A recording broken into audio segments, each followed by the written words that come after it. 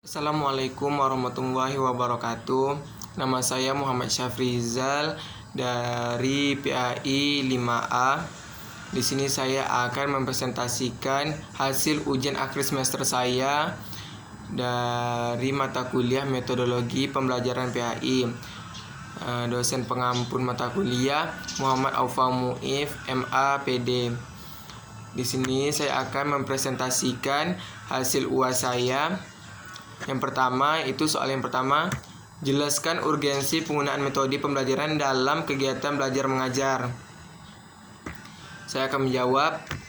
Yang pertama metode adalah istilah digunakan untuk mengikatkan pengertian cara paling tepat dalam melakukan sesuatu. Ungkapan yang paling cepat dan tepat itu ialah karena metode cara penulisan cepat dan tepat, maka daripada itu kerja dalam suatu metode harus diperhitungkan benar-benar secara ilmiah dan itulah suatu metode merupakan hasil eksperimen.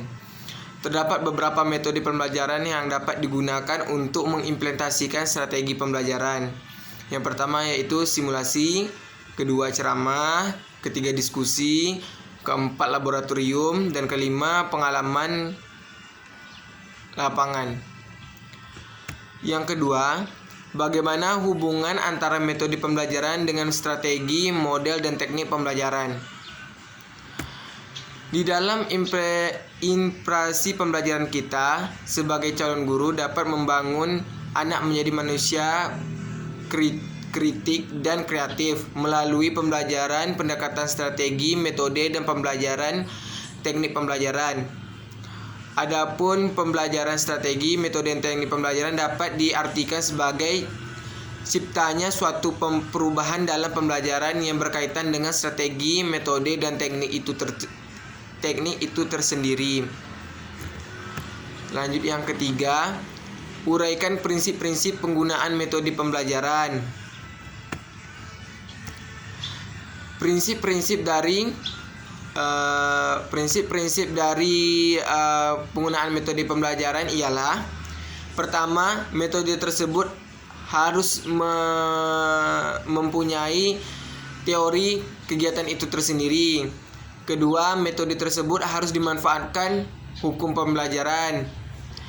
Yang ketiga, metode tersebut harus diperhatikan pembelajaran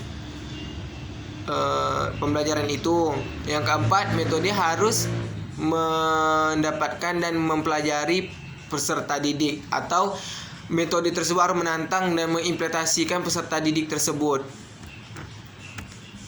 Yang keempat, jelaskan salah satu metode pembelajaran yang Anda ketahui, definisi, kelebihan, dan kekurangan, serta teknik penggunaannya.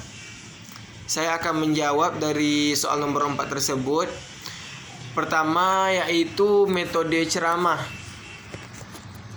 Metode ceramah merupakan suatu metode di mana penerapan dan penetasannya secara benar oleh guru terhadap tugas di murid dengan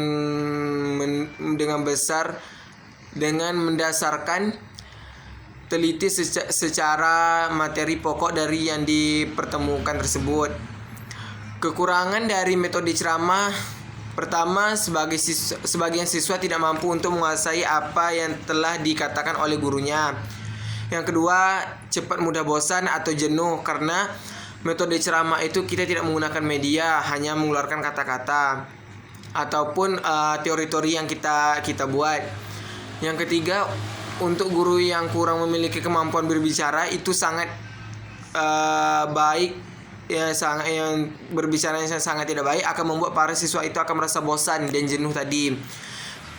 Jika seorang pendidik itu tidak memiliki public speaking yang baik, itu akan membuat seorang pendidik itu akan mulai jenuh atau mulai bosan karena public speakingnya itu kurang bagus.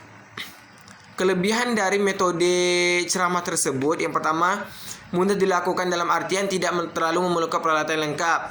Jadi metode ceramah tadi dia paling banyak itu kita menggunakan public speaking. Kita tidak banyak menggunakan media, contohnya seperti papan tulis, kertas, media kertas, atau yang lainnya, media komputer atau yang lainnya.